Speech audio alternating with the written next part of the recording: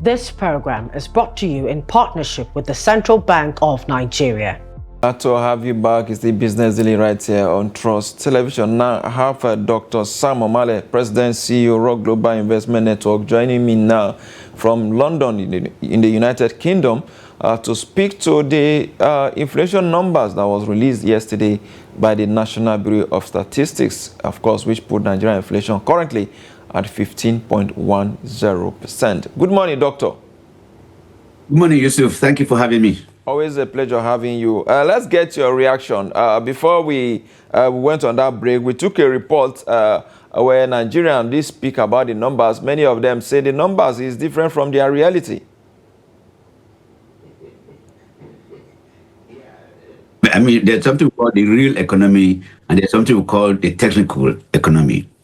Now, this headline inflation that slowed down to 15.1% in January of 2026, while it shows that, I mean, it's a very significant decrease, but I think it was technically driven.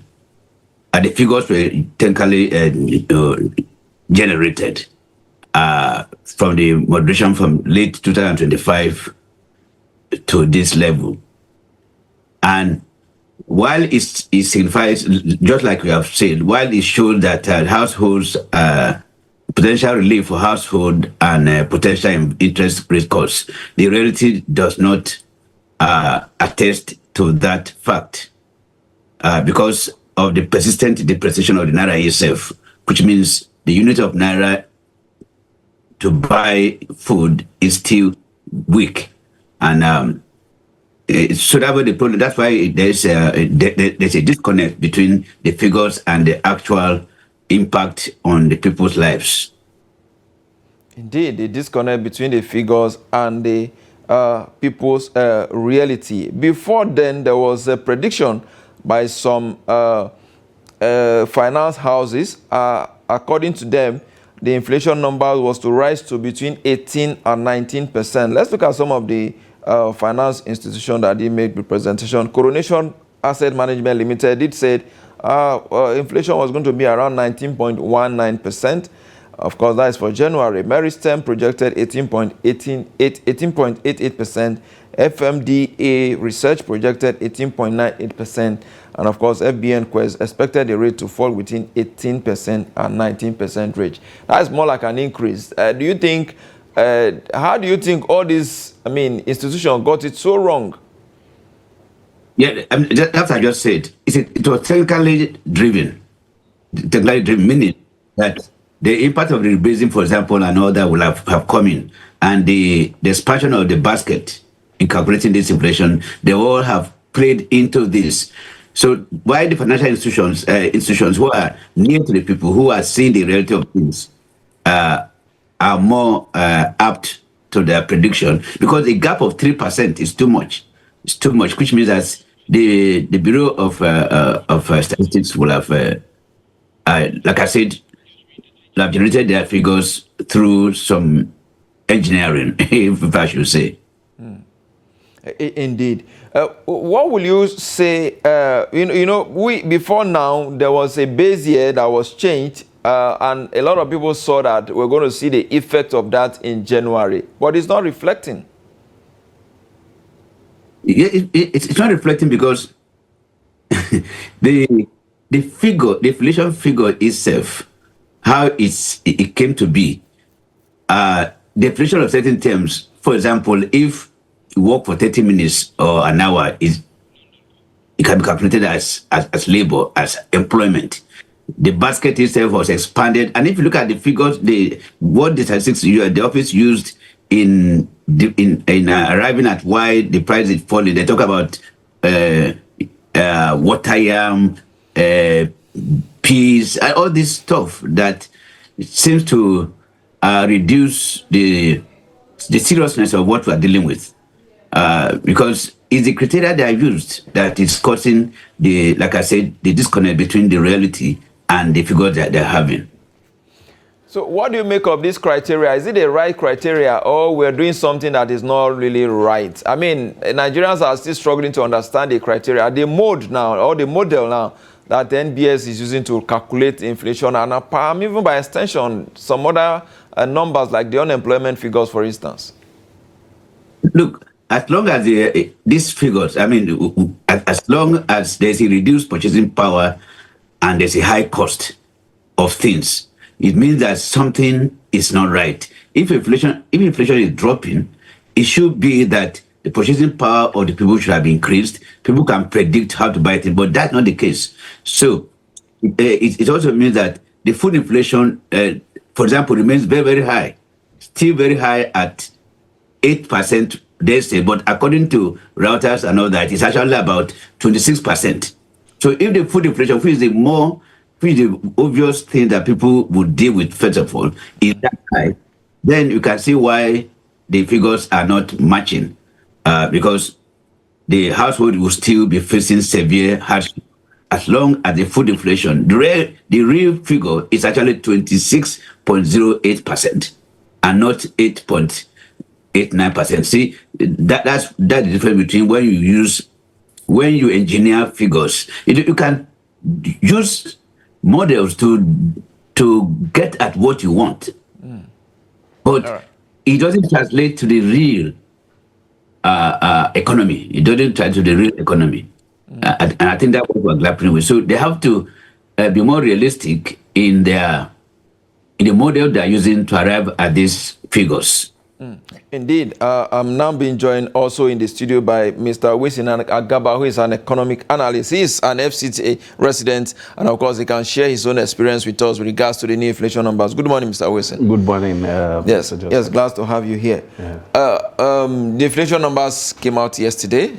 And of course, we see moderation from 15.15 to 15.10%, which is quite impressive going by the numbers that we're seeing. But there is a complaint that the number is more like different from the reality of Nigerians.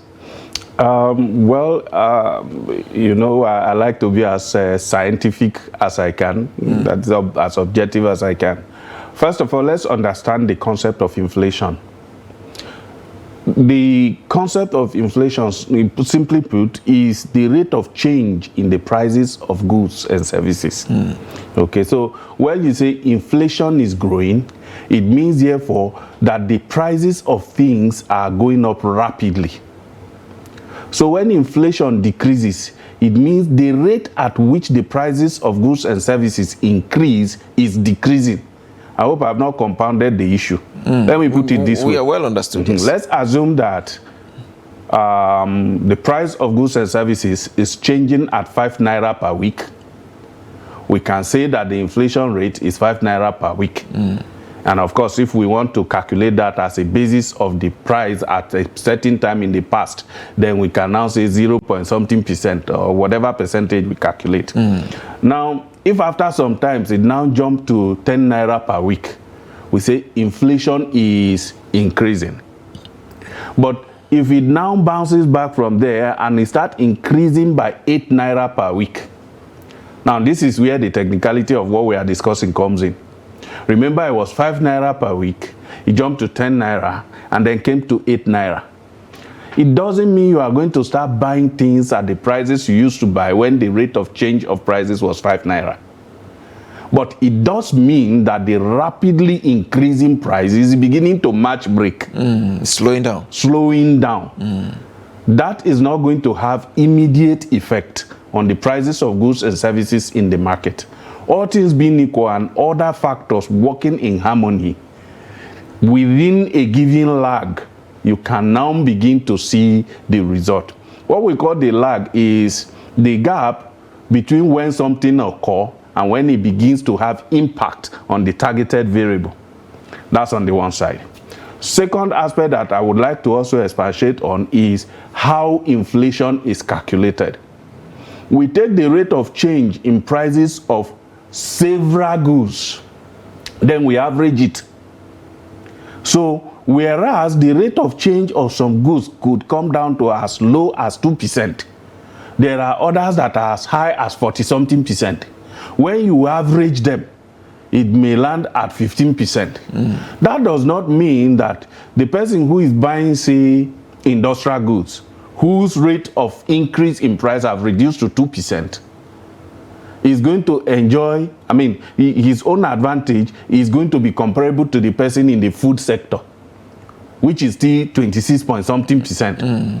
So when we have the inflation rate, we have to then go back and disaggregate it to see the individual sector, to see the individual item before we can now talk.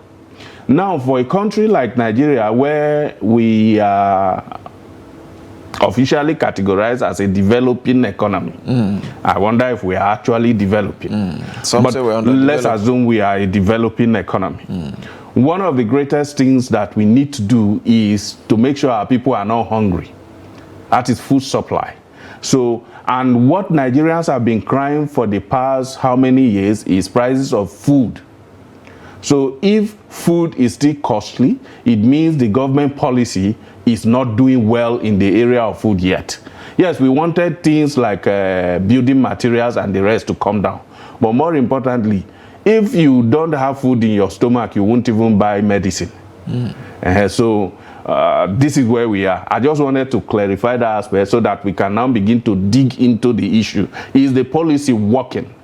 Is it working in the area that we want it to work? So that you don't have headache and we are giving you drugs or medicine to help the headache go, but the medicine is actually making you fairer, which actually helps your aesthetic, cosmetic. But that is not what we were targeting. It's the headache that is our problem. Absolutely. Indeed. That's quite a very interesting breakdown there. But still staying with you, Doctor was talking about food inflation earlier. Currently, based on the new figure, is around 8.89%. That is on a year-on-year basis. And of course, but on a month-on-month, is around minus 6.02%, down from minus 5.66% compared to what we had in December 2025. Do you think we are achieving much with regards to food inflation within the space of, let's say, 2 months now from December to January? By statistical interpretation of what you just read, I want to stick to the minus 6% month on month. That means from last month to this month, inflation has gone to the base year and had gone below it by 6%. Minus 6%. Yes, that no, the explanation I didn't need to use minus again. Okay. Let's say the base year is 2024. Yes. It means that the price of goods has not only come to where it was in 2024, but it has reduced below 2024 by 6%. That's the interpretation of that. That means we are supposed to immediately be observing decrease in prices of goods, of food in the market. Absolutely. Yeah. But there was something you spoke about earlier, that if there's a decrease in price of commodity, it may not reflect immediately in the market. But don't forget, we're talking about January inflation, not the February numbers. No, I say when there is a decrease in inflation, it may not necessarily reflect in the market immediately. And it may not even reflect in some goods. Remember the average I told you about. Some goods, it may have even gone up. All right. But when you do the average, you can now compare it with the previous average to see whether it has gone up or has come down. So what we have in the food sector, from the direct statistical interpretation of what you just read out, is that food are now cheaper in the market than they were in 2024. That's what they are telling us. So, but we will leave that to the people on the street to determine if it is true. All right. I do know that the price of rice has decreased reasonably because of the import from the Asian countries who have perfected the act of producing this rice. Some other goods, things like yam, tomato, and the rest now are very cheap because this is the harvest period. Not so cheap. Yam tubers are still quite expensive. When I say very cheap, I'm actually saying relatively to the previous prices. Okay, let me bring in Doctor. Doctor, I'm sure you heard what my guests say with regards to the issue around the inflation number, talking about what the studio guests talked about. Talk to us about this data, as you know, is also closely monitored by the Central Bank of Nigeria. What sort of reaction do you expect from the CBN when they meet next week to set the new MPR? In fact, I was going to go to that because that what would be the reaction of Central Bank? Normally, if the inflation is going down, the interest rate also should be either sustained or should reduce. But will Central Bank interpret this as real change? Well, we have to watch at what they do. I'm not sure it will lead them to cut interest rate. I'm not sure. Also, what was the reaction of the capital market? Did they react positively to this news? Did the index in capital market, did it increase over the week since the news came into it? So Central Bank will have to, of course, look at the whole thing before they arrive at their decision. Indeed, you talk about the stock market, whether the capital market is either gaining or losing. Well, yesterday the market closed positive, despite the inflation numbers. Even though the inflation is positive, and of course there's still some positive in the FX market. Do you think all of these aggregates put together will influence the CBN decision? And perhaps a lot of Nigerians have been advocating, the FCCI, manufacturers, and so many other critical sectors have been calling on CBN to at least reduce the MPR so that the cost of borrowing in the commercial banks can also come down. Well, Central Bank has a target. I don't know. I think the target is single figure, but I don't know whether they have a particular figure in mind. Usually, when inflation approaches or drops below a target, in the UK, for example, 2%, central banks will likely reduce interest rate to stimulate economic growth. So I need to know what is the target of central bank. If the target is single digit, 7%, makes it 9%. Has inflation gone below that? No. So, if it has not gone below that, it means that they may have to still reduce interest rate. All right. Mr. Wilson, Yes. Given our current reality, do you think if a single-digit inflation is possible? Well, we are inching closer. We are at 15% from 34 or 35%. After the rebasing. After the rebasing. So maybe we can still do another rebasing and we'll hit a single digit. Now, but look, when, like my colleague stated earlier, you can always engineer figure to get your target. Just like accountants, you give them your statement and they say, do you want your profit to be maximized or your loss to be maximized? They can use different interpretation to get the result you want. They are all legal. You understand? Now, but the thing is, when you manipulate the system, it can only stay for so long.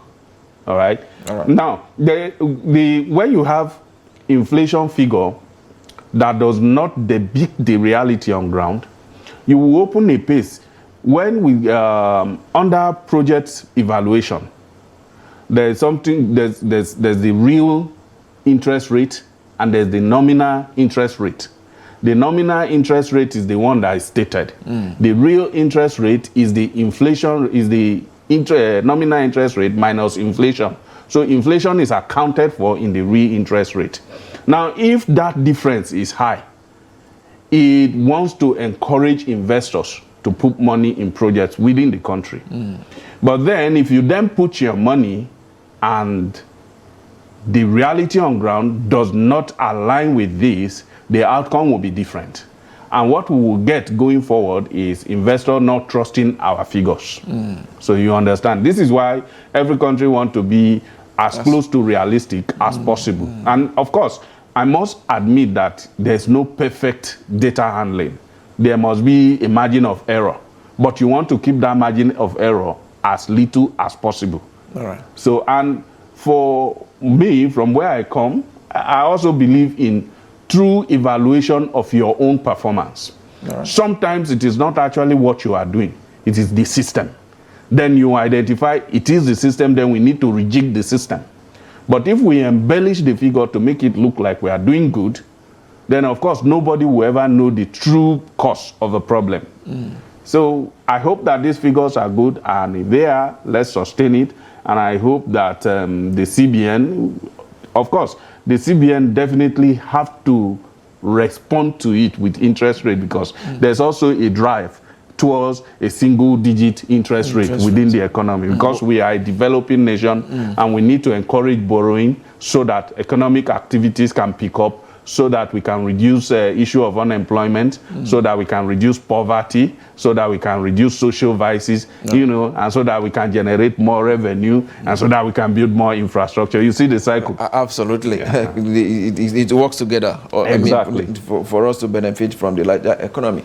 Doctor, you were trying to say something there, but my guest also in the studio, you also talk about issue of embellishing figure.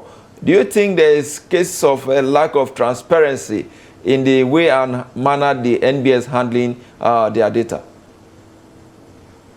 No, I don't think it's an issue of transparency. I think the issue of the model that they're using now.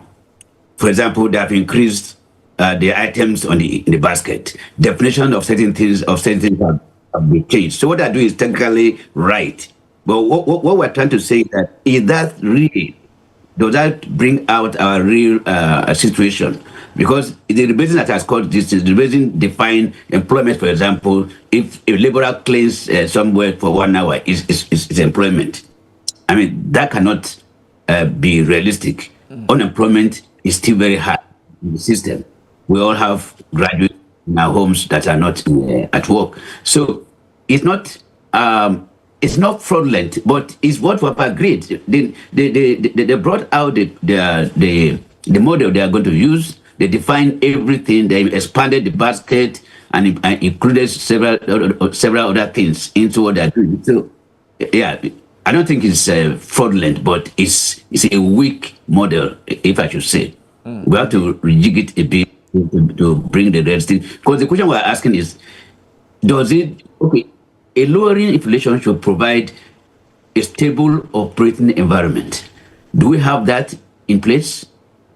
Does it lower any does it help us to plan for the future? Does it help to expand on the investment? You know, does it reduce cost input to businesses? Are businesses now buying their inputs at a lower rate?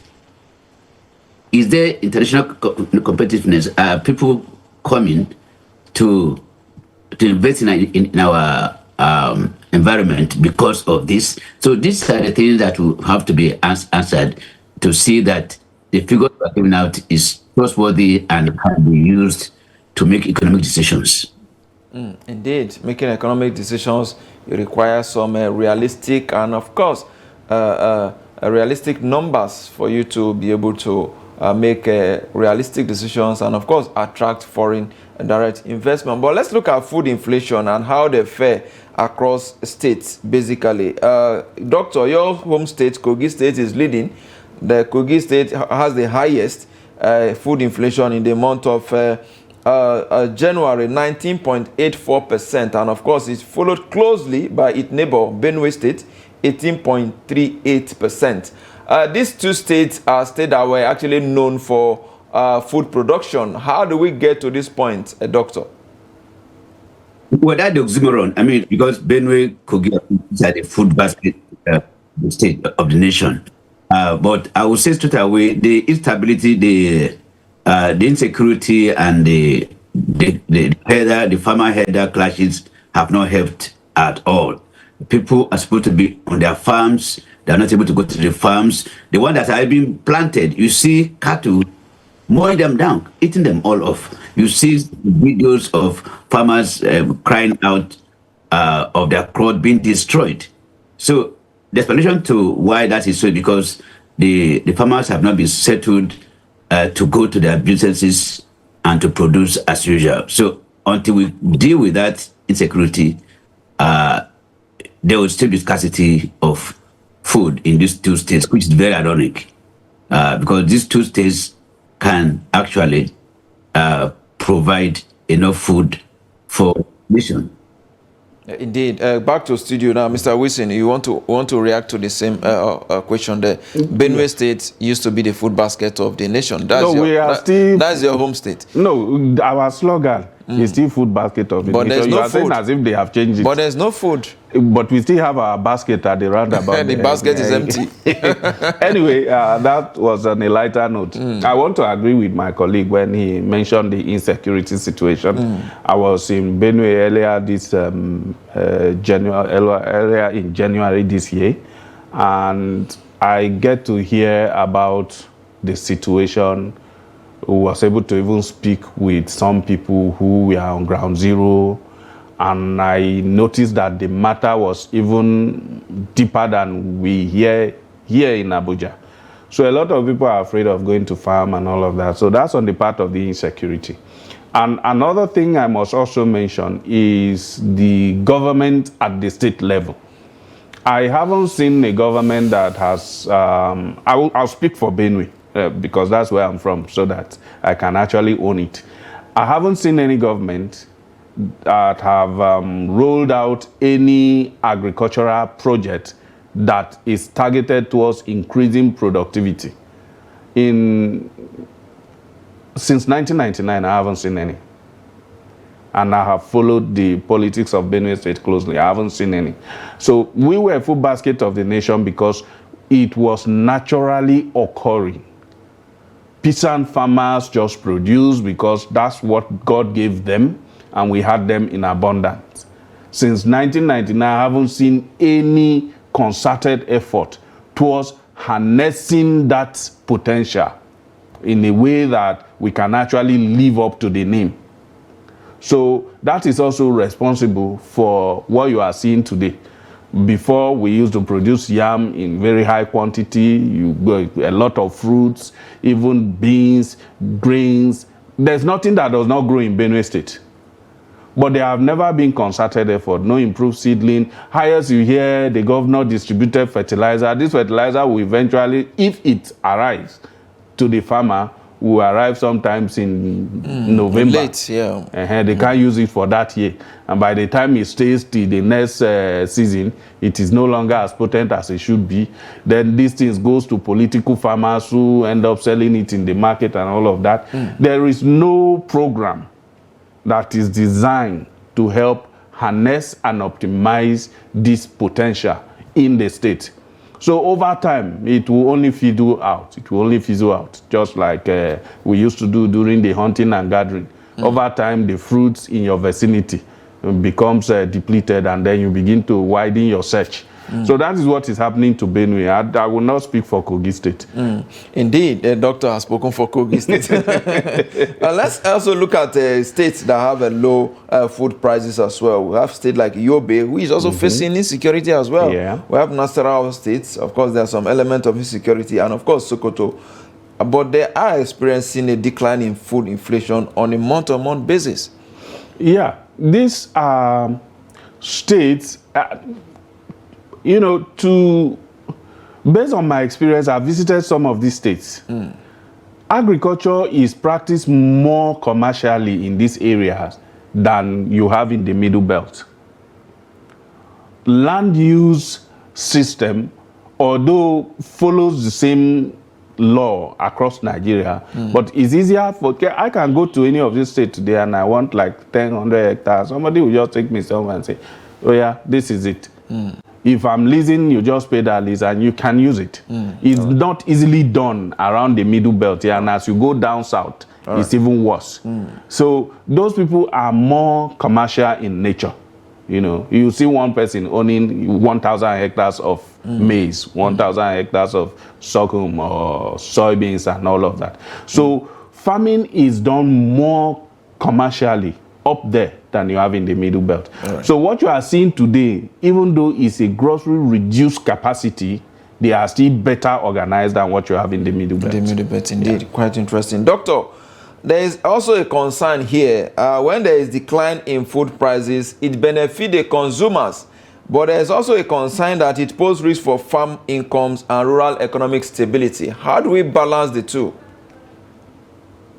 Yeah, I think another fear should be added straight away is I don't know that is true or not. Has there been a lot of heavy importation of food items in the country recently? Have there been? And that importation will weaken or make the farmers to be disinterested in producing more. But having said that, the farmers need a strong economic policy that will guide their production. If a government, for example, says, produce all you can, we'll buy them. The farmers will know that if I produce enough yam, it will not go to waste. Because a lot of things I've been talking about also goes to waste. We have places like Ibaji in my place in Kogi where farm produce get rotten because there's no access to them. Did I get your question right? What was the original question again? The question is, when there's decline in price of food like we are experiencing now, it benefits the consumers, Yeah. but the farmer income is in a way dwindling. Yeah, that's what I'm saying. That's why the government need to put incentive in place, a subsidy, whatever you call it. In the UK, for example, last week the farmers were demonstrating because they wanted government to help them, to assure them of their land, assure them of their produce. In this country, you cannot bring Irish potato to this country because the produce is here. So you have to guarantee of certain things, food importation, for example. Certain food items should not be introduced to that country at all. Then, when there's excess, the Yusuf experience, like I said, government should buy up what pyramids in those days in the north, cotton pyramid, peanut pyramids, grains and all that. Such things should be brought back to assure farmers, first of all, that their farming implements are subsidized. Then their products, whatever they produce, will be bought by government. Government will guarantee them. That way, because what's happening is that during harvest, there's so much surplus all over the place, and there's no preservation, there's no storage of these things, and they all get wasted. If you go to Benue and Kogi, you see mountains of fruit rotten all over the place. That shouldn't be. So processing food products that can have various value chains can also be introduced. Farming is not just producing the raw material and eating. It's a lot of processing. So cassava has about 7 scales of value chain. Cashew, value chain. Yam, every item now has a lot of value chain that can be introduced. So mechanized to industrialization, industrialized farming, and a strong agricultural policy that guarantees every produce of a farmer will be bought by government, and government can translate this into other value chains by establishing various allied industries that would change these products to various value chains in the market space. All right, let me give Mr. Wilson the last opportunity here in the studio. Mr. Wilson, the issue of low food prices, of course, like I mentioned, farmers indeed benefit, but how do we create an environment whereby, the consumers, how do we create an environment whereby farmers will indeed also benefit instead of producing, using so much money to cultivate, and of course, at the end of the day, selling their product at a loss? Shouldn't government in a way step in as an off-taker? I've mentioned on this program and other platforms severally that you remember during the Buhari administration, we achieved self-sustainability in rice production.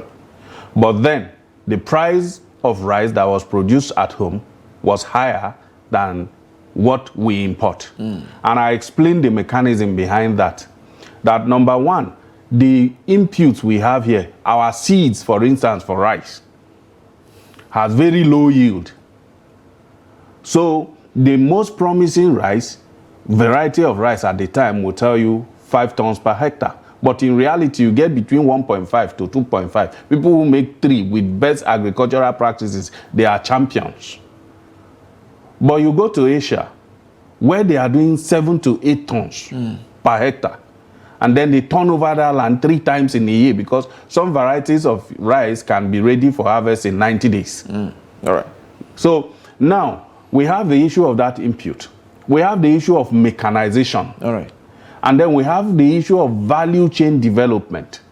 If the government can fix this, some level of certainty will come into the production. All right. And then we can produce at cheaper rates and sell at cheaper rates, but with the same margin. All right. If you understand what I mean. I can sell 25 naira while I produce at 20 naira. I'm making a profit of 5 naira. But what if I'm also selling at 17 naira, but I'm producing at 12 naira?